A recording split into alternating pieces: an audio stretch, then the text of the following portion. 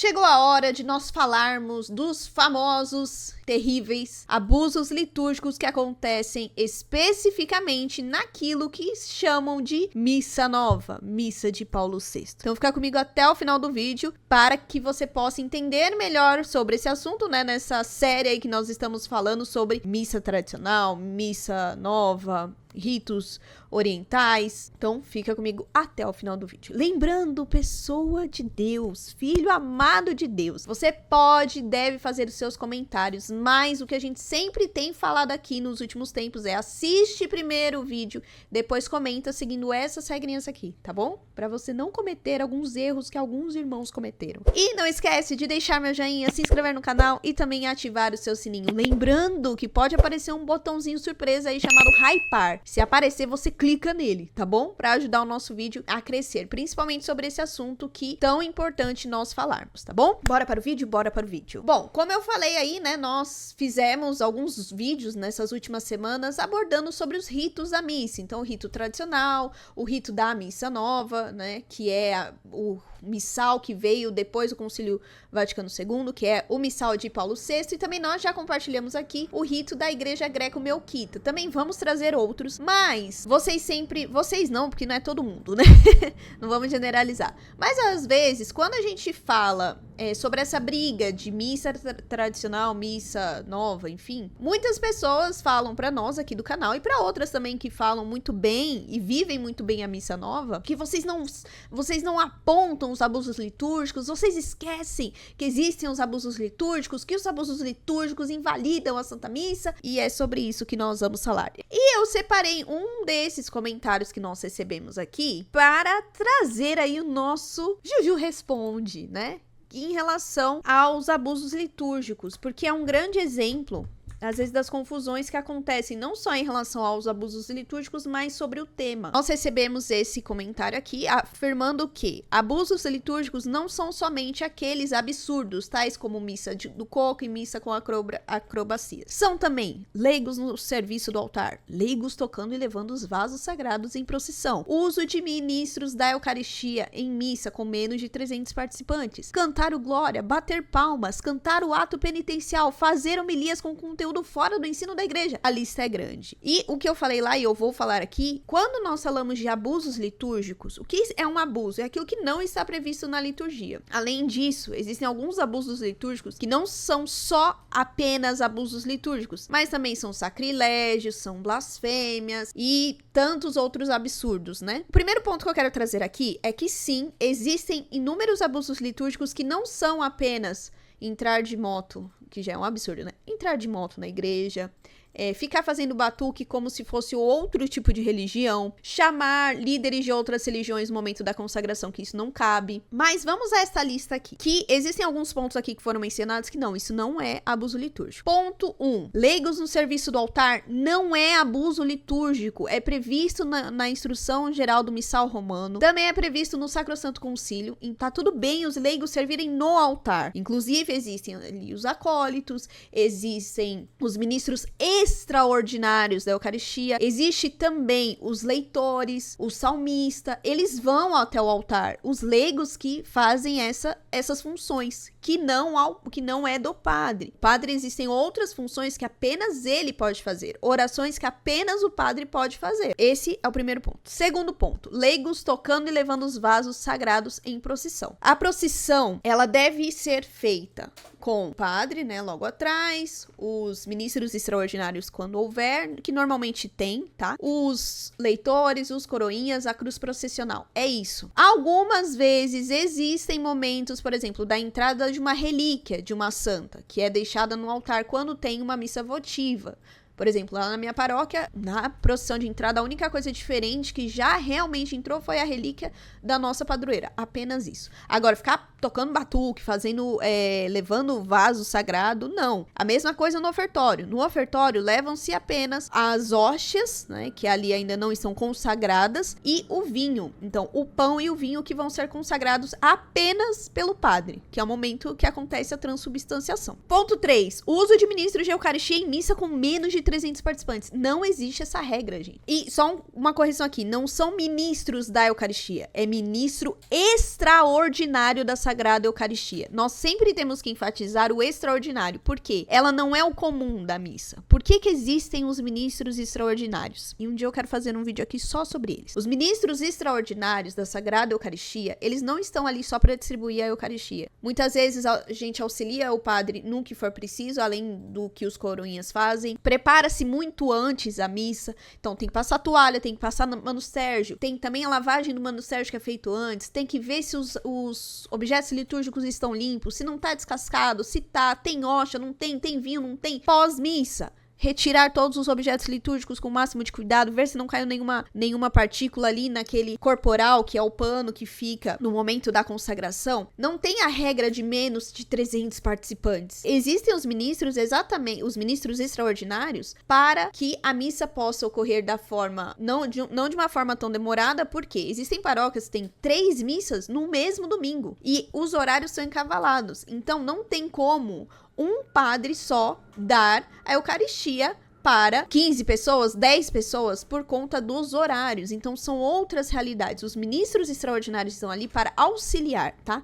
Ele é chamado de extraordinário porque o ordinário é o padre. Sem o padre não existe a Santa Missa, certo? Por conta do momento da consagração. Cantar o Glória. Não é proibido cantar o Glória. Inclusive, no Missal Romano, na instrução geral do Missal Romano, existem ali muitas partituras onde nós podemos cantar. O que não se pode é inventar fórmulas para o Glória. Pode ver que o Glória sempre segue a mesma linha de orações, de fala. Pode ser cantado, pode ser salmodiado, pode ser só lido, depende da situação. Existem paróquias que não têm músicos, então vai ser lido. Então, e também pode ser uma opção do padre. Vamos pular da palma, porque a palma também é uma outra polêmica. Cantar o ato penitencial. O ato penitencial, ele pode ser lido, cantado, ou feito aquela melodia que a gente chama de salmodiar o salmo. O ato. Também não pode ser inventado nenhum tipo de fórmula. Por exemplo, aquela famosa música que é cantada, Kyrie eleison, que normalmente a gente vê cantando na Canção Nova, ela não tá dentro da liturgia. Você sabia disso? Inclusive, na minha paróquia, o nosso pároco orientou que não podia mais ser cantado, porque ela não estava prevista dentro da liturgia. Então, paramos de cantar. Fazer homilias com conteúdo fora do ensino da igreja. Com certeza, a gente não vai ensinar aquilo que Deus não quer, mas nós podemos sim, os padres podem, por exemplo, pegar exemplos, como os papas fazem. Exemplos do que acontece fora, mas não que vá contradizer, óbvio, a doutrina da Igreja Católica, né? Óbvio. Questão de palmas. Nós temos aí alguns papas que já falaram sobre a questão de palmas. Palmas no sentido de aplaudir, não de louvar. E aí, por que eu estou falando isso? Porque não há consenso na questão de palmas. Existem liturgistas que dizem que sim, as palmas não são permitidas, mas que, por exemplo, no momento do Glória, no momento da procissão de entrada e no cântico final, pode-se bater palmas porque ali não, naquele exato momento, não está o sacrifício de Cristo, no exato momento. Nós estamos encaminhando para isso, mas é como se nós vivêssemos toda a paixão de Cristo. Então, há liturgistas que falam isso, há outros que não deve se bater palma em momento algum, né? Para alguns, um pouco mais, não exagerados, mas mais firmes, você tem que ficar imóvel sem gesto nenhum. E outros já falam que as palmas pode acompanhar como se fosse um instrumento, né? Para dar ritmo, tá?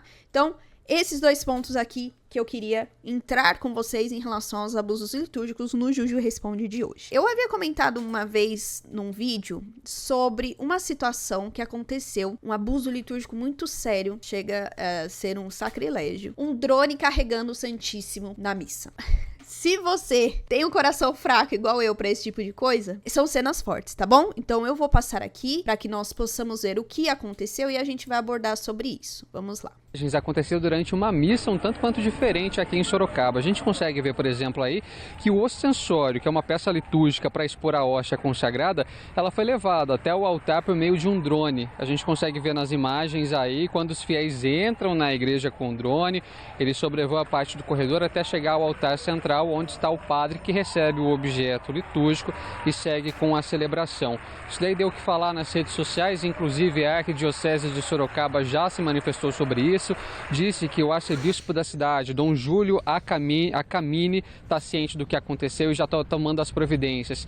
A arquidiocese reforça ainda que só vai se pronunciar oficialmente sobre o assunto depois de Dom Júlio conversar então com o padre responsável pela igreja, pela paróquia São Geraldo Magela, que fica na Vila Helena, aqui em Sorocaba. Ainda em nota, a arquidiocese disse que enxerga o episódio como um exagero litúrgico. O que aconteceu, isso daí gera falta de decoro com a liturgia, falta de decoro com o sagrado.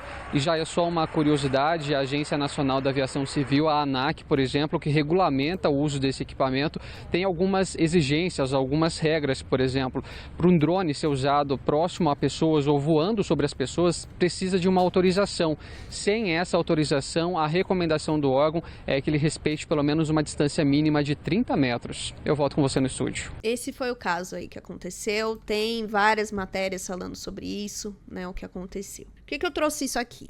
Porque muitas vezes, quando a gente fala sobre abusos litúrgicos, a gente fica muito revoltado e com razão. Alguns de vocês até perguntam, você nunca fala de abuso litúrgico, você nunca denuncia abuso litúrgico. Eu, de verdade, gente, eu não consigo ver esse tipo de imagem. Para eu trazer essa imagem aqui, eu tive que ver ela várias vezes, porque a minha alma dói, o meu coração dói, porque é o sagrado. Inclusive, isso se enquadra, assim, num tipo de sacrilégio, já que ali está sendo tratado como, de uma forma indigna, o corpo e sangue de Cristo, né? Aliás, isso está lá no Catecismo número 2120, onde fala: sacrilégio consiste em profanar ou tratar indignamente os sacramentos e outras ações litúrgicas, bem como as pessoas, coisas, lugares consagrados. Sacrilégio é um pecado grave, especialmente quando é cometido contra a Eucaristia, pois neste sacramento o próprio corpo de Cristo se torna presente substancialmente. Então, por que eu trouxe isso aqui? Isso é um dos exemplos. Se você for aqui, ó, jogar abusos litúrgicos na missa, você vai ver vários.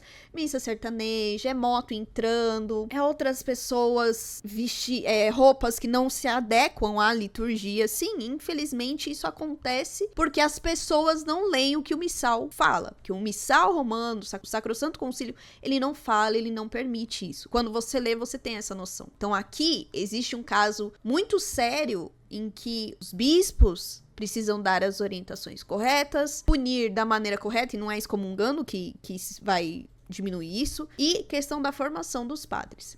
Por que eu também trouxe esse caso do drone? Que teve alguns de vocês que ficaram super chocados, né? Isso aconteceu, se eu não me engano, em 2018. E esse vídeo reapareceu na internet em 2024, que eu vi numa página. E aí a pessoa tava assim, metendo pau no padre, falando um monte, fazendo a denúncia que vocês gostam. E aí, vocês sabem que eu gosto de ler os comentários? Num comentário, a pessoa que fez parte dessa paróquia, ela compartilhou essa situação, para nós entendermos que não é só essa questão de denúncia, que todo mundo que comete abuso litúrgico comete heresia porque quer, de propósito. Vamos entender aqui a história do drone, eu tô falando desse caso. Paz de Jesus, salve Maria Santíssima. Isso aconteceu na paróquia São Geraldo Magela, em Sorocaba, na qual moro e faço parte. Isso aconteceu mais ou menos 4 anos atrás. Na época, foi o padre Elcio Testa, que era muito nosso amigo. Digo era porque ele faleceu no início desse ano com câncer.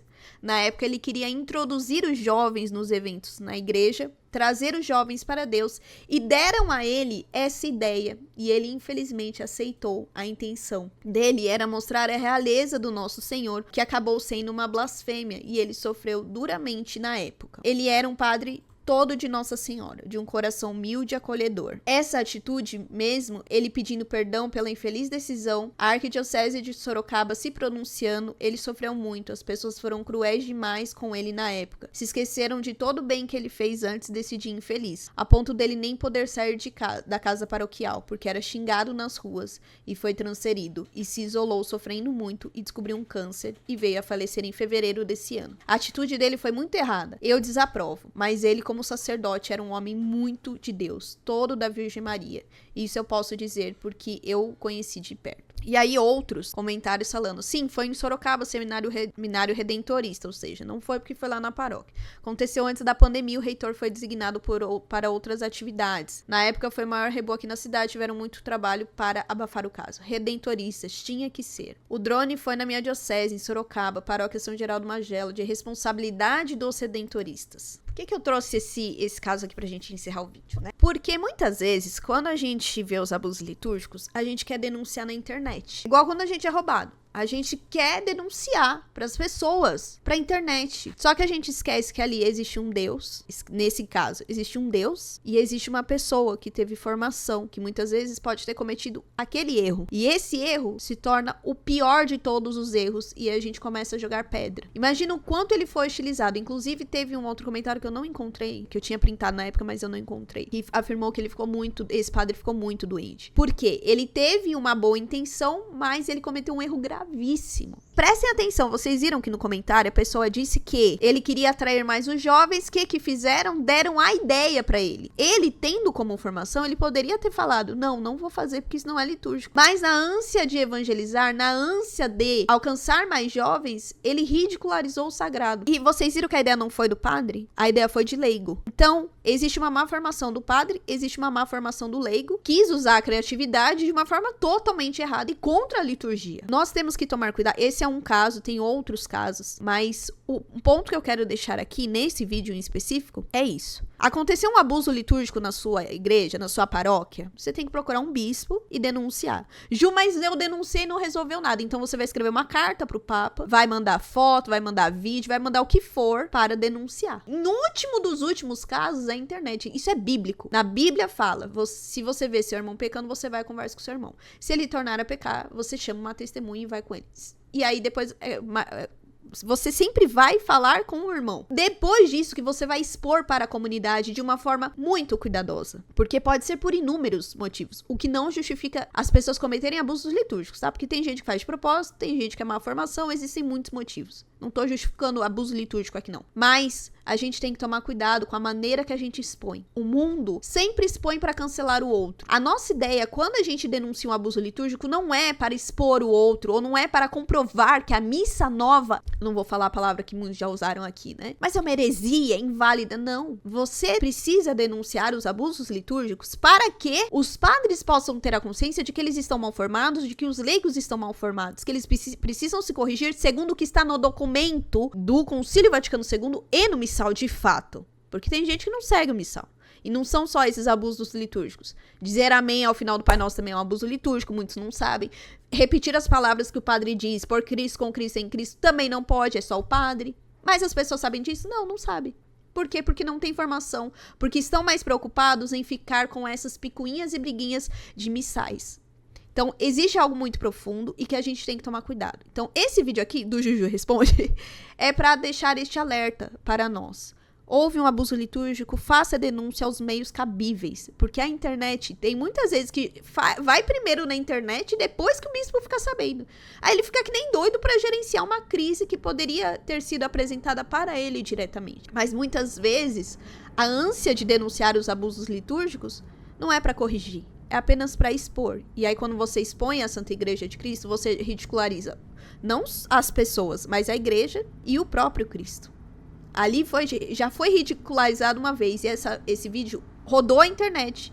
E ainda continua rodando até hoje, como se fosse algo muito atual. Eu deixo aqui essa reflexão para que você possa pensar mais em relação aos abusos litúrgicos de uma forma mais equilibrada e mais séria, com menos emoção. Porque a emoção faz a gente meter o pé pelas mãos, né? E entender que qualquer rito de missa, ele pode acontecer abusos. Dessa maneira, de outras maneiras, pode acontecer. Mas o correto não é não acontecer nenhum tipo de abuso litúrgico. Nem meu, nem seu, nem de padre, nem de ninguém. E que a gente tem que tomar muito cuidado. E a missa, os ritos, não se resumem em abusos litúrgicos só porque bomba na internet. Existem muitas paróquias que vivem santamente, de uma forma muito piedosa, todos os ritos, todos os tipos de liturgia. Então, que a gente tenha muito isso em mente e deixo aqui para vocês este vídeo para que você possa refletir sobre essa questão. Nós vamos sim falar de abusos litúrgicos, até porque é o tema, né, em relação às missas, aos ritos da missa. Então, eu quero trazer mais o assunto de missa aqui, porque eu vejo que a gente tem muita defasagem em relação a essas questões, inclusive muitos equívocos, como eu mostrei agora no começo do vídeo. A gente confunde muito os abusos, então eu quero trazer isso mais aqui para que nós possamos refletir melhor e busque, não fica só aqui no canal, não fica só em outros perfis, busque ler os documentos, para que você possa entender que o erro não está no rito. Não foi naquilo que montaram lá, mas é de fato aquilo que as pessoas colocam em prática ou não colocam em prática, né? Então, deixa aqui nos seus comentários se você já viu, você viu, não na internet, você já viu algum abuso litúrgico de pequena gravidade ou de grande gravidade? Qualquer abuso litúrgico é uma gravidade, mas tão absurdo quanto esse ou menos absurdo, deixa aqui nos comentários. Mas, por favor, filho amado de Deus, faça os seus comentários respeitando essas regras aqui, porque primeiro estamos falando da Santa Missa, né? Onde acontece o mistério pascal, o sacrifício de Cristo, e merece todo o nosso cuidado e respeito, e também as pessoas merecem todo o cuidado e respeito. Vou dizer que não foi fácil fazer esse vídeo, porque eu detesto ver esse tipo de imagem, eu detesto ver as fotos, mas a gente tem que ver, né, essa realidade. Mas eu sempre tento me preparar muito bem pra não chorar, porque pra mim é muito difícil ver qualquer tipo de abuso litúrgico, né, dói assim na alma. Mas falaremos, viu? Falaremos, que precisamos ter, né, a realidade nos nossos olhos. Então, já deixa seu joinha aqui, porque foi muito difícil gravar esse vídeo para esta pessoa que vos fala, né? Deixa seu joinha, não esquece de se inscrever no canal e ativar o seu sininho. Então é isso, até o próximo vídeo. Tchau!